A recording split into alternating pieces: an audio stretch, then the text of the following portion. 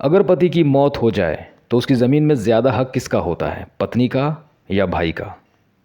क्या सिर्फ एक कागज़ पर लिखा बिक्री का समझौता किसी को मालिक बना देता है?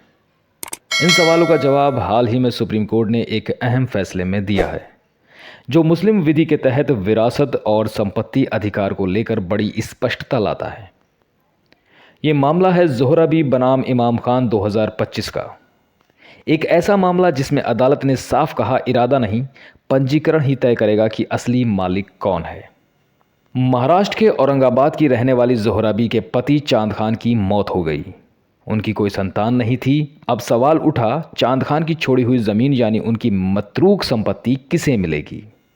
ज़ोहराबी का कहना था, इस्लामी कानून के मुताबिक जब कोई मुस्लिम व्यक्ति बिना संतान के मरता है तो उसकी पत्नी को 3/4 हिस्सा मिलता है और बाकी 1/4 हिस्सा अन्य वारिसों को मिलता है। इसलिए उन्हें ज़मीन में 3/4 हिस्सा मिलना चाहिए। लेकिन उनके देवर इमाम खान ने दावा किया कि यह ज़मीन तो चांद खान ने अपनी ज़िंदगी में ही बेच दी थी। उन्होंने एक एग्रीमेंट टू सेल यानी कि बिक्री का समझौता अदालत के समक्ष पेश किया और कहा कि यह संपत्ति अब मतरूक नहीं रह गई। सिविल कोर्ट ने इमाम खान की बात मानते हुए यह कहा कि बिक्री समझौता साबित हो चुका है, इसलिए अब ज़मीन बांटी नहीं जा सकती। लेकिन ज़ोहराबी ने हार नहीं मानी। उन्होंने अपील की और मामला ऊपर की अदालत में पहुंच गया। अपीलीय अदालत ने कहा, केवल बिक्री का समझौता संपत्ति का मालिकाना हक नहीं बदलता, यानी कि केवल एग्रीमेंट टू सेल के आधार पर कोई संपत्ति का मालिक नहीं बन जाता। मालिक वही माना जाएगा जिसके नाम पंजीकृत बिक्री ब्लेक यानी कि रजिस्टर्ड सेल डीड हो।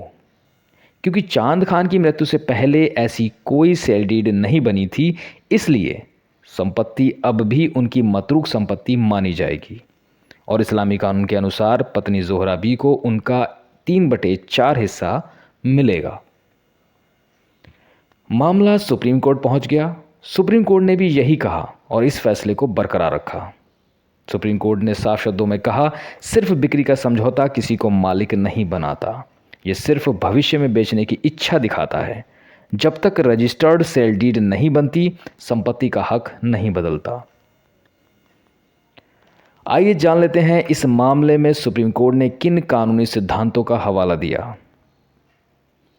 अदालत ने सूरज लैंप एंड इंडस्ट्रीज बनाम हरियाणा राज्य 2012 केस को दोहराया। इस केस में कहा गया था कि भारत में अचल संपत्ति का स्वामित्व केवल पंजीकृत विलेख से ही हस्तांतरित हो सकता है। साथ ही अदालत ने nemo dat quod non habet सिद्धांत भी बताया, यानी कोई व्यक्ति उतना ही अधिकार दे सकता है जितना उसके पास खुद है। जब इमाम खान के पास सिर्फ 1/4 हिस्सा था तो वह पूरी ज़मीन बेच ही नहीं सकता था। अब बात करते हैं मतरूक संपत्ति क्या होती है। मतरूक संपत्ति, मतरूक एक अरबी शब्द है जिसका मतलब है मृतक द्वारा छोड़ी गई संपत्ति। इसमें वो सब कुछ आता है जो मरने वाले व्यक्ति के पास था, चाहे ज़मीन हो, घर हो या पैसा। इस्लामी कानून के मुताबिक अगर मृतक की संतान है तो पत्नी को 1/8 हिस्सा मिलता है।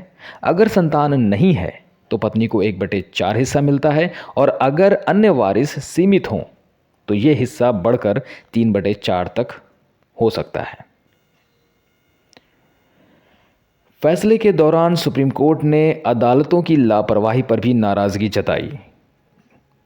सुप्रीम कोर्ट ने कहा कि सिविल कोड का अंग्रेजी अनुवाद गलत और असावधानी से किया गया था, जिससे असली अर्थ बदल गया। कानूनी मामलों में हर शब्द, हर कॉमा का महत्व होता है। अनुवाद इस तरह से किया जाए कि उसका सही भाव बरकरार रहे। इस केस में जो महत्वपूर्ण बिंदु सामने आए हैं वो कुछ इस प्रकार हैं। सिर्फ बिक्री का समझौता मालिक नहीं बनाता। संपत्ति का मालिकाना हक केवल पंजीकृत सेल डीड से ही बदलता है। मतरूक संपत्ति में पत्नी का हिस्सा इस्लामी कानून से सुरक्षित रहता है। इमाम खान को सिर्फ अपने हिस्से 1/4 पर ही अधिकार था। कानूनी मंशा नहीं, कानूनी प्रक्रिया ही तय करती है कि मालिक कौन है। ये फैसला सिर्फ मुस्लिम कानून ही नहीं बल्कि हर नागरिक के लिए एक सीख है। कानून में इरादे से ज़्यादा प्रक्रिया मायने रखती है। अगर कोई सौदा किया गया है लेकिन सेल डीड पंजीकृत नहीं हुई तो कानून की नज़र में वो सिर्फ एक अधूरा वादा है, स्वामित्व नहीं।